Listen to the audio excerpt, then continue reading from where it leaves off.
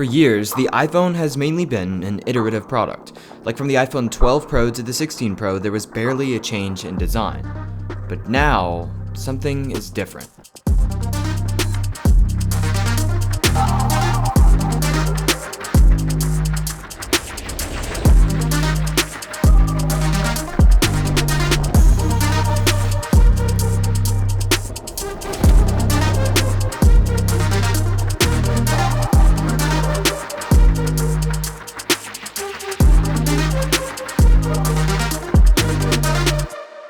You see, Apple's lineup used to be made of two parts. There were the base model iPhones for normal people, and then there were the Pro iPhones for people who wanted a more capable device, but also wanted to make a statement. Like, if you had the newest Pro iPhone, you had like the phone to have. But now all that is kind of changing because of this new super thin, super shiny iPhone Air. So now that is the phone for the people that want the spectacle, leaving more room for the pros to actually be, well, Pro.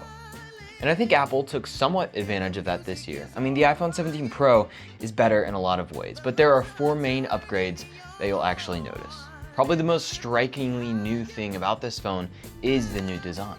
Every year, Apple kind of does this thing where they'll show the new Pro iPhone and then they go, "We've redesigned the iPhone from the ground up."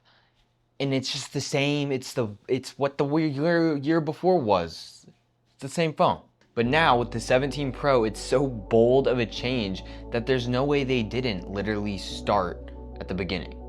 It all starts with a single block of aluminum, which gets cut to be a single piece of metal that's used as the phone's frame. I'm sure you've heard the term unibody, at least in the past couple of weeks.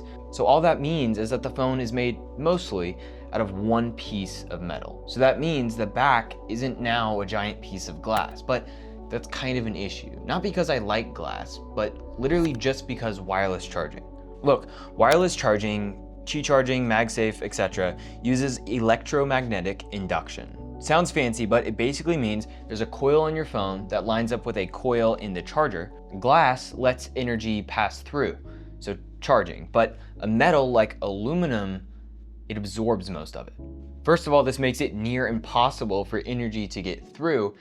And even if it could, it would get super hot, super fast. So Apple did go with this aluminum design, but there's a glass cutout on the back to actually let energy through. Is it ugly? Yes. Is it a sacrifice worth taking for me to be able to wirelessly charge my phone? At least for me, yeah. So at this point, you might have noticed, aluminum, I thought they were titanium. Like literally 2 years ago on the iPhone 15 Pro, the actual catchphrase was titanium. They've made a big deal out of it. But now they're switching to aluminum, which the base model iPhones have been made of since literally the iPhone 2G, the first iPhone. So the way that Apple excuses this is because of heat.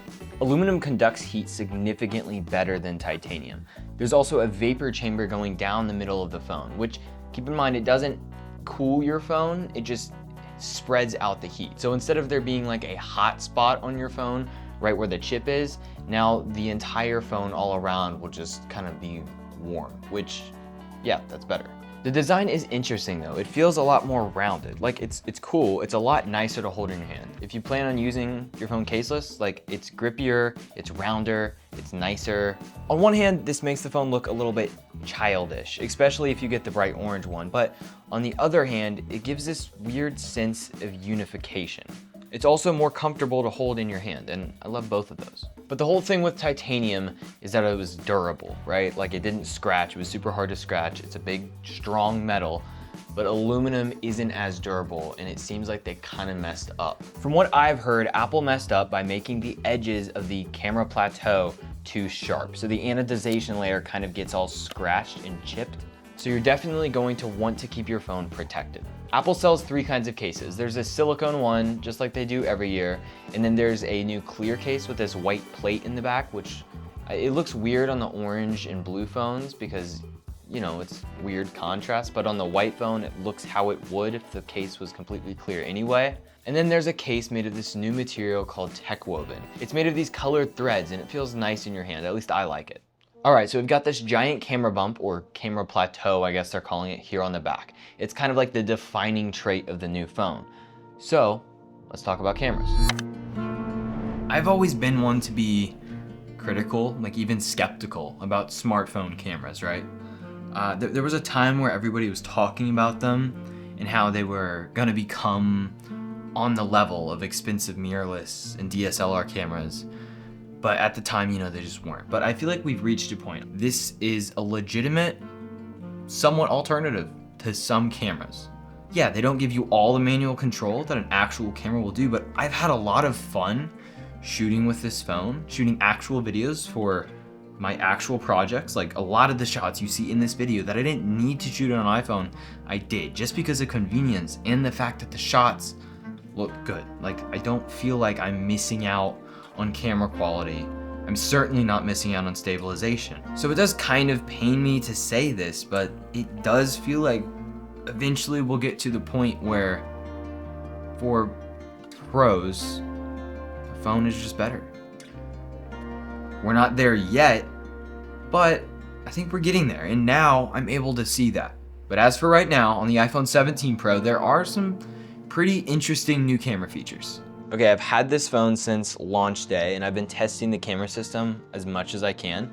The main camera and ultra wide camera have the same sensors as last year, but the telephoto camera got a lot better. See, there's a new 48 megapixel option. So it's using a 48 megapixel sensor. You could choose a subject like this building over here and take a photo, and you could see all the detail that's captured. For the first time, iPhone 17 Pro has 48 megapixel sensors on all 3 of the cameras. So overall, images taken on iPhone 17 Pro will look very similar to last year. The only thing I did notice is the processing is both a lot faster and a lot more natural looking. This is probably because of the new A19 Pro chip that powers all of the camera processing stuff. But when it comes to capturing videos, stuff starts to get interesting. If you tap here, there's this new recording mode called dual capture. And you can see that puts me up here in the corner. So I can start recording a video, right? And I can move around this square that contains the selfie camera while I'm recording. And then if I stop it and I watch the video back, and you can see the square literally moves around just like I moved it when I was recording. Now, of course, it would be nice to have some kind of control with that, like maybe to move the square around after you record. Right now, that's not an option, but something to hope for.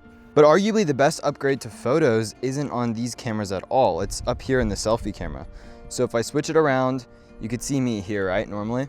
But say I wanted to take a vertical selfie. A lot of people would flip their phone over like this. But this year, they actually put a square 18 megapixel sensor on the selfie camera. So what that lets me do is just tap this button, and I'm literally taking a landscape selfie just like I would by flipping my phone.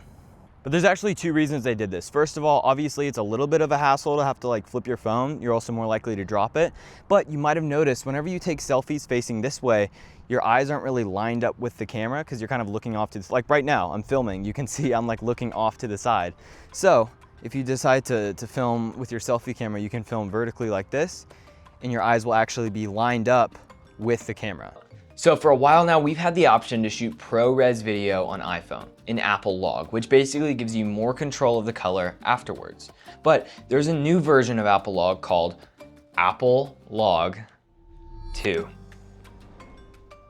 It has a wider color gamut and more dynamic range, but overall, nothing is extraordinary. What this phone is able to do though, that I think nobody was expecting, is shoot ProRes RAW. So finally, you can actually shoot RAW video on an iPhone. When recording, you need to be attached to an SSD. It creates huge file sizes. 99.99% of people will probably never have to use this, including myself. But it's cool to have.